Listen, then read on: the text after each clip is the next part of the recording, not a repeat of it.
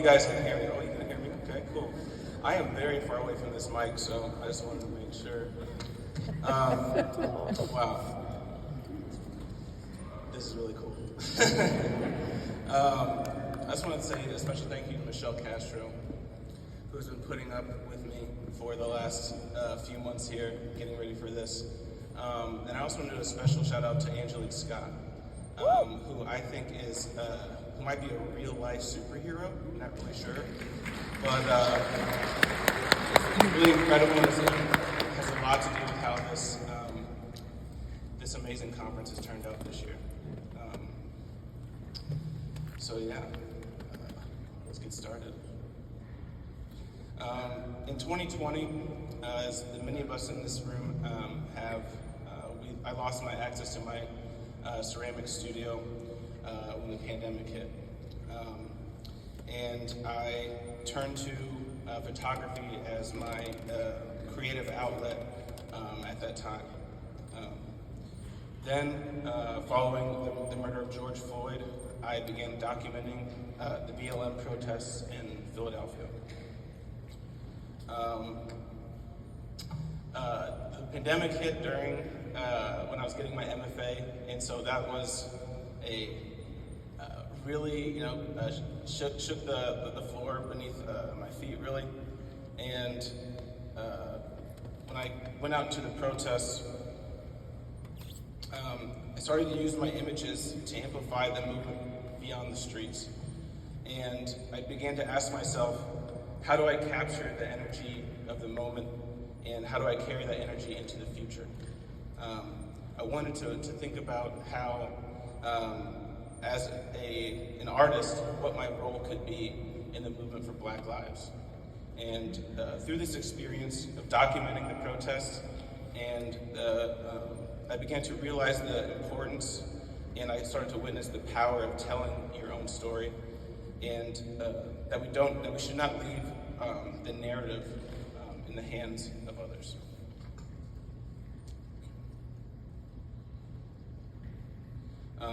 I was fortunate to have my photos for the protests featured in the June 22nd, 2020 issue of the New Yorker. This was a real shock and a really surreal moment for me. Seeing my work spread around the world affirmed in me the power in an image, and the power that an image can have, and how I can use the images to tell my side of the story. And these images here are the images that were in that New Yorker.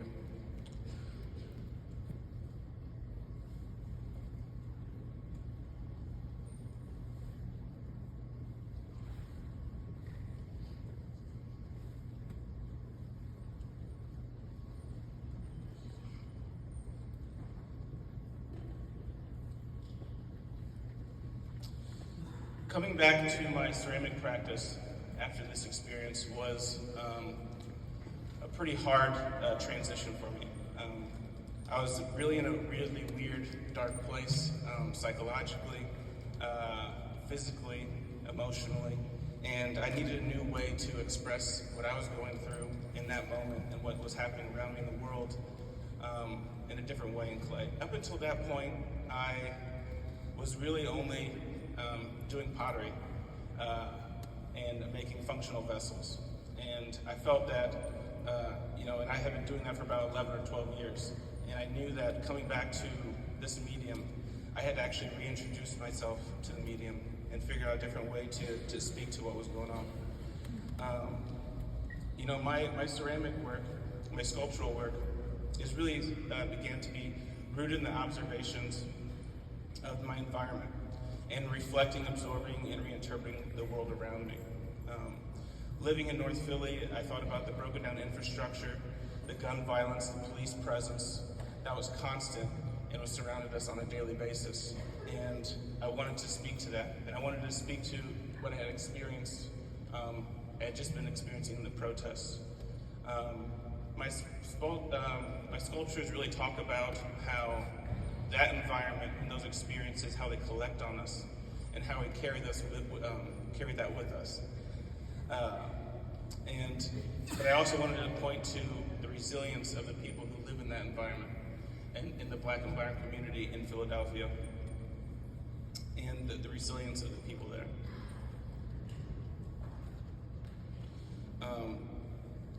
Coming back to Clay, my first reintroduction to Clay, I had the Riot series, which is just a series of small vessels, cup forms really, where I started to, through pushing, pulling, tearing, and repairing, I started to see new patterns emerge in my work, and I started to discover a new language I could use to speak through the clay.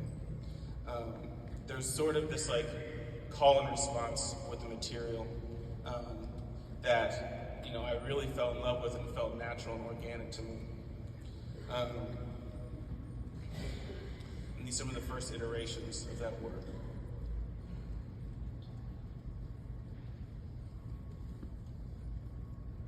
And I also started to experiment with introducing that new language to figurative work as well. Then came about my thesis show, and I was really trying to figure out how I could further this ideas of how we are carrying our environment. And I also wanted to reincorporate the use of my photos with my sculptures as well. And I created this, I wanted to use this show as an opportunity to take the environment around me and turn it into a place of sanctuary. And the following is actually an excerpt from some of the writing I was doing around my work. How do we carry our environment with us? Does it lift us up, burden us? How do we patch ourselves and cover our scars? What parts of us are unmoved, unburdened, and unchained? What role do I play in the growth and destruction of my own community? I think about how, as a Black person living in this country, we often find ourselves with no sanctuary, no place where we feel truly safe or free to be ourselves, even if that's in our own homes. So where do we go when there's nowhere to go? When we must find peace within ourselves, when there's only chaos around us, we have to find an inner sanctuary, this place I call the upper room. And that was actually the title of my thesis show. And I really, I started to be able to take the elements that, kind of made up the physical and cultural landscape of the environment that I was in, and, really recreate that and reinterpret that to become a place of contemplation and reflection.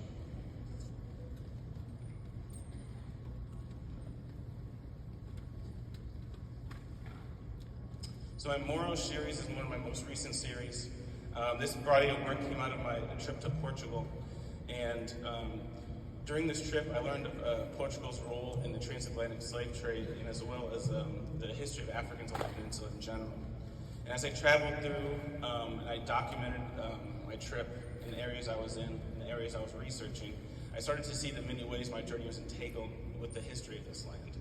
And in this series I was really excited to use, again, the image and the sculptures themselves to tell that story and to bring that history to life and to actually put the viewer in the place where this history and these stories come from.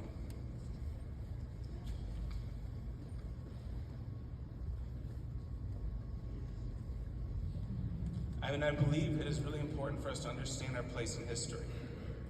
We often talk about ceramics as material that has this, we talk romantically as ceramics as this material that has so much permanence. The marks that we make in the clay will last long after we're dead and gone. But at the same time, that can also be said about the decisions we make in our day-to-day lives.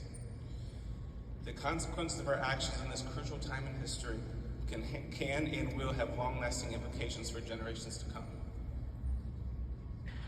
On December 3rd, 2023, I participated in a protest in Philadelphia calling for the ceasefire in the war in Gaza, an end to the genocide being committed against the Palestinian people, and an end to the occupation of Palestine.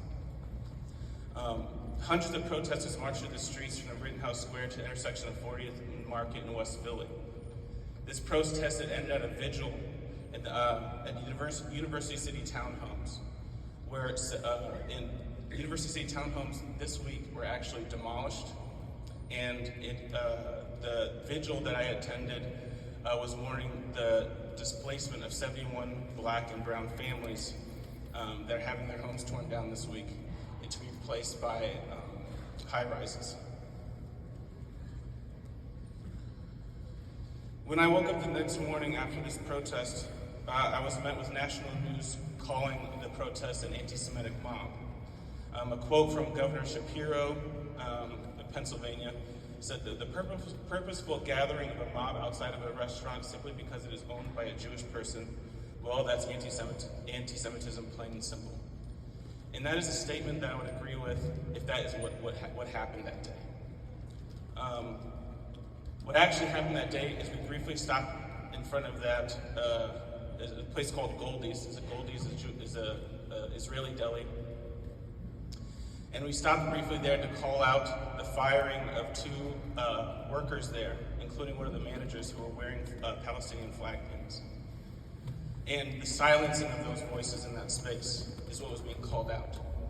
And it was a brief moment in an hours-long protest, and I believe that the way this was covered in the media and the way this was reacted to by our state and federal government was to silence the voices and was to confuse the message that was actually behind that protest that day. The reality is that there was a broad coalition of people from all different walks of life and backgrounds and faiths.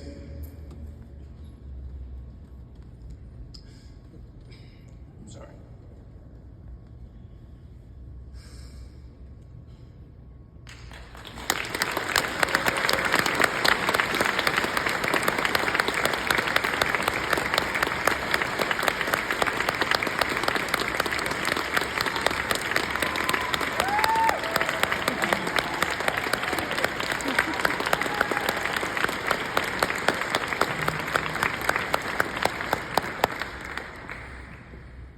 And the people there could see the parallels between the displacement of those 71 Black and brown families and the displacement and the bombing of Gaza and the violence that we see in the West Bank. But there is something I want to acknowledge.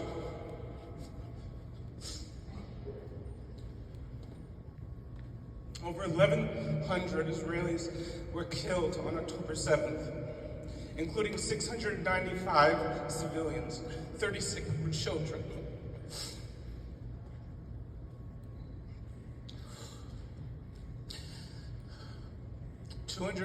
Over 250 hostages were taken. And on the date of that protest, December 4th, over 15,000 Palestinians have been killed. Over 6,000 of them were children. And as of today, that number is far over 32,000.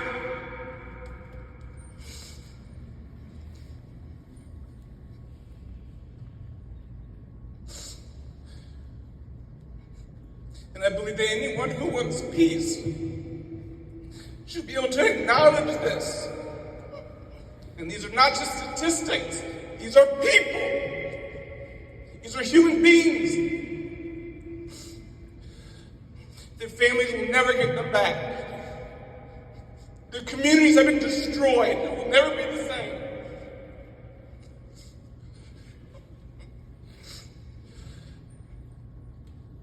And if the first thoughts that come to your mind when you see these statistics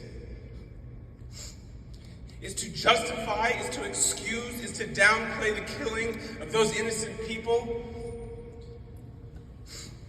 that you are losing your ability to see the humanity of the victims of this conflict before or after October 7th. And I think it's a very dangerous thing to lose sight of. And when we silence the voices calling for liberation, when we silence the voices calling for peace, we are silencing those who fight to recognize the humanity of the victims of this conflict before or after October 7th. And I refuse to be silenced when my country provides money and bombs to a government who has shown through their actions that they do not recognize the humanity of the people of Gaza and the West Bank. And I refuse to be silenced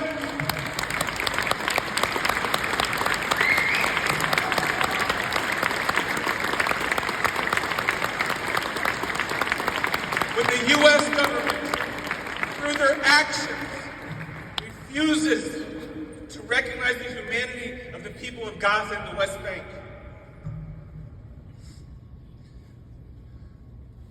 But I want to end with this. At its best, at its core, the ceramic community is one that makes us feel safe, makes us feel seen, makes us feel heard. It is one that lifts us up. It is one where we can hold each other accountable. And I believe that we must acknowledge that there are people in our communities, there's people in this conference, and there's people in this room that are fearful of their safety, and they're fearful of what may happen to them as a result of this war in Gaza. And there may be people in this room who have already been directly affected by this conflict before or after October 7th. So when we leave here today, I hope that we can continue to make this place that we all love a place where a Palestinian, a Jewish person, an Arab, a Muslim,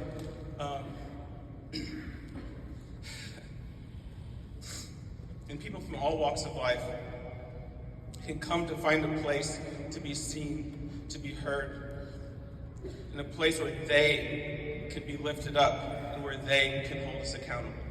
Thank you.